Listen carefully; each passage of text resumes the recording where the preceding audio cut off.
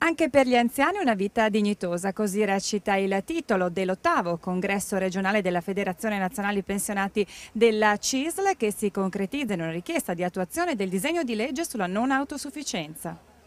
Probabilmente entro fine anno diventerà attuativa la legge regionale che dà vita al Fondo Veneto per la non autosufficienza, una condizione sine qua non per i pensionati di tutte e tre le sigle sindacali, che denunciano come in Italia ci sia uno stretto legame tra povertà e non autosufficienza, visto che il 46% dei pensionati ha un reddito da pensione al di sotto della soglia di povertà e come in questi anni, soprattutto al nord, come riportato dall'ultimo rapporto della Fondazione Zancan Caritas, sia aumentato di almeno 3 punti l'indice di povertà per le persone over 65 anni. Oggi la povertà degli anziani è abbastanza evidente, nel senso che se per esempio in Veneto pensiamo che il 70% delle pensioni sono al di sotto dei 600 euro, voi capite che la povertà e qui c'è un rapporto molto importante fra lo stato di povertà e la non autosufficienza. La non autosufficienza significa assistenza, significa avere risorse a disposizione, significa impegnare anche le risorse delle famiglie, per cui l'anziano povero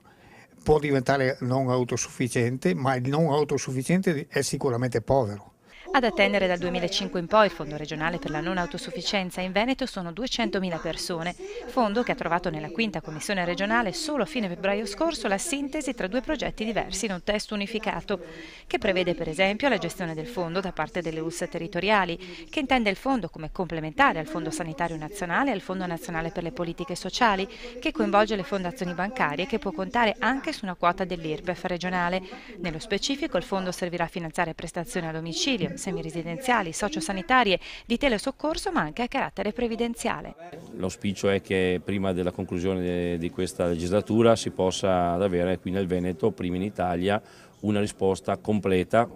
verso i problemi delle persone non autosufficienti, e devo dire che la nostra regione ha sempre tracciato percorsi innovativi e da primato, imitati anche nel contesto nazionale dalle altre regioni. Mi auguro che anche questa volta sappia dimostrare di saper farlo.